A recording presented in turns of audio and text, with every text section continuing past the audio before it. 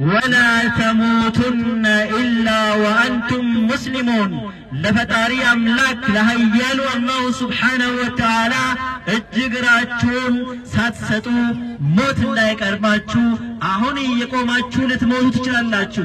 ለህይወታችን ዋስትና የለንም። ሰው እየበላ ሚበላው ምግብ ትን ብሎት ይሞታል። እየጠጣ ሚጠጣው ውሃ ትን ብሎት ይሞታል። እየተኛ በዛው ሞቶ ያነጋል። በዛው ሞቶ ማለት ነው። ብዙዎችን ያያችሁ ነው። ትናንትና እኮ ከኛ ጋር ነበረ፣ ትናንትና እኮ አብረን ምሳ በልተን ነበረ፣ ትናንትና እኮ አብረን እያወራን ነበረ።